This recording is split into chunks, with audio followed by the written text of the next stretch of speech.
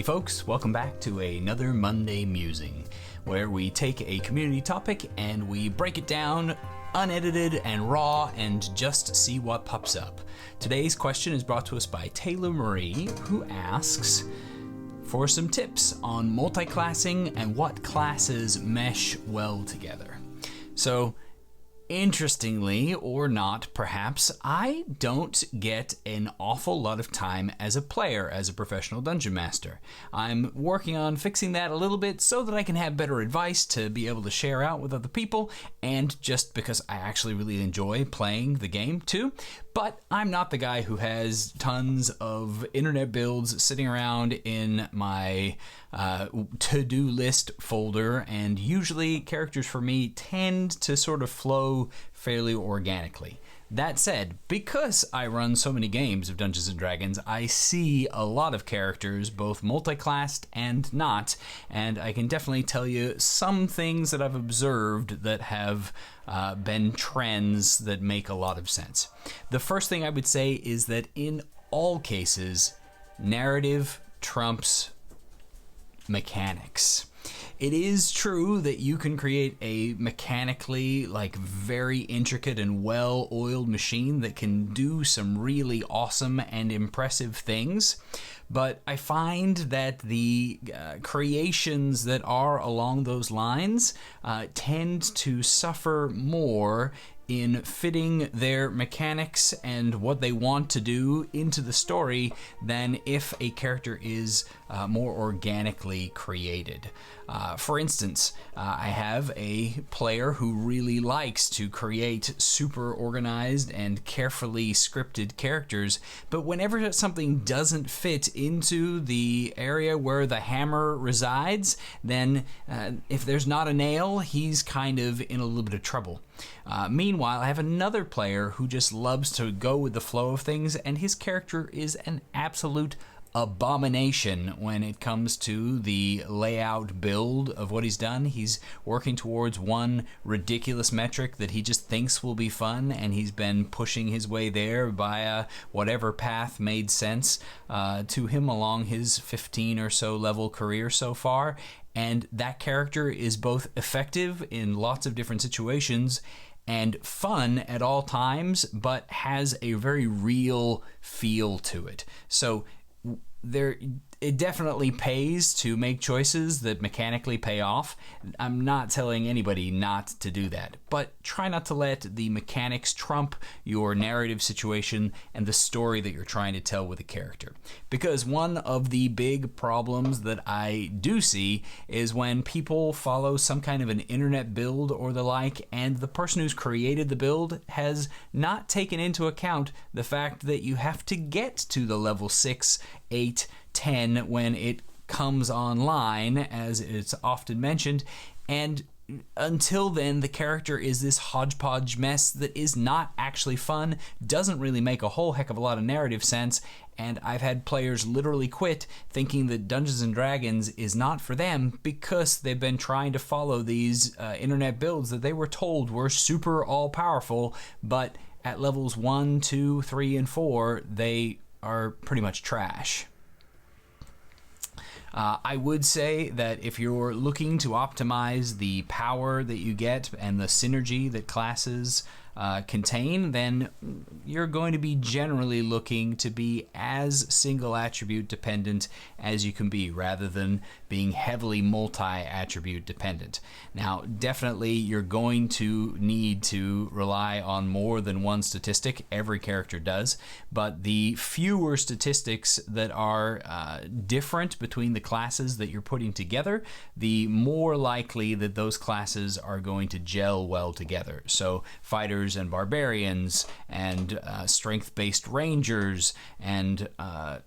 anybody that is going to be running through the strength dex con sort of gamut, those classes tend to gel pretty well together because they're all using those same statistics. It's the same reason why I see a lot of sorcerer warlock, paladin warlock, paladin sorcerer, etc. at the table, because charisma is such a great skill for them, and so they just dump everything into charisma and find ways to only have to use that statistic for most of their stuff.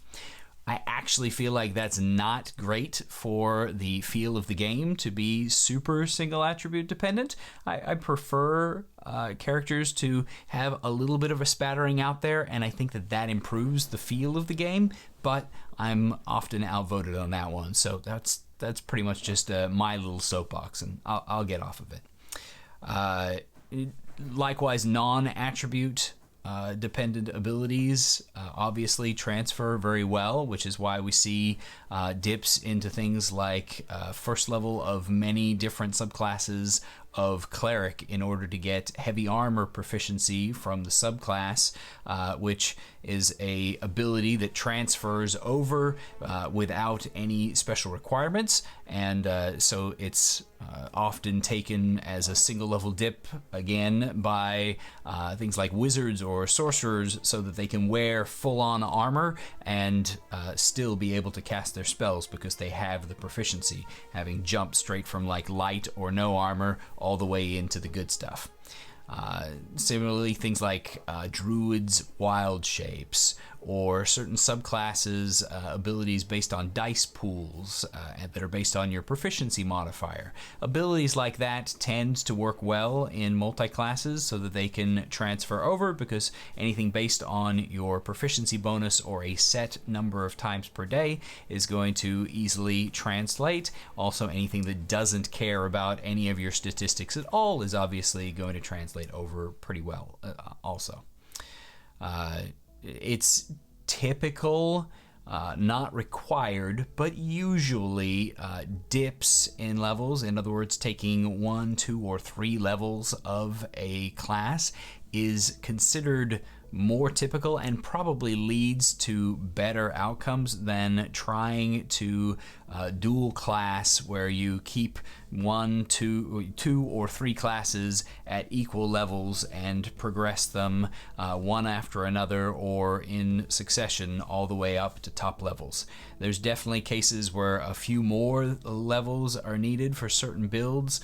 to get their cool special abilities at the highest ends. But as a general rule, you want to be looking at a multi-class that says, I'm primarily going to be this, but I want a little bit of that thrown in on top of it. And that tends to work better so that you get some of the late game abilities of the primary class.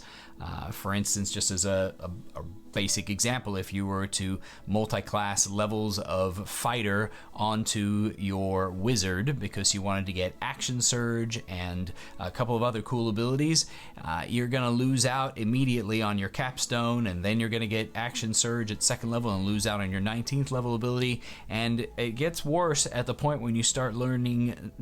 realizing that you're not going to have 9th level spells because you took so many levels in fighter, and that becomes more of a trade-off because those 9th level spells just jump in power so much. And for campaigns that don't make it quite that far,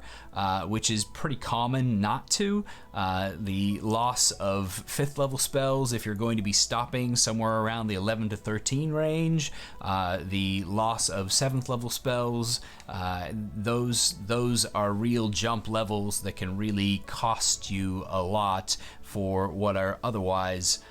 low level abilities in the new class that you're putting in there.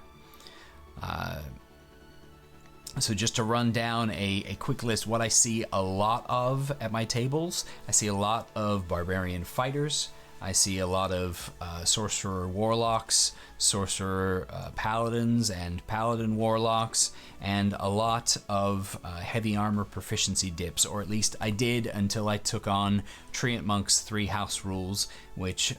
sort of negates dipping for heavy armor proficiency, though it unfortunately doesn't solve every other problem that I've ever had with multi-classing. It does fix that one. I've also had numerous other occasions where people will take dips into rogue in order to get some expertise and sneak attack on an otherwise fighter type build, and you can pretty much slap a couple of levels of any class that is similar in statistic and you're going to be able to create something a little bit more unique and interesting, and you should be able to have plenty of fun with it. Anyway, Taylor, it was awesome to have this topic put in by you. Thanks so much. And if any of you have a topic that you would like mused upon, then please leave it in the comments down below or get in touch with me any other way. And thanks so much for watching. Happy adventuring.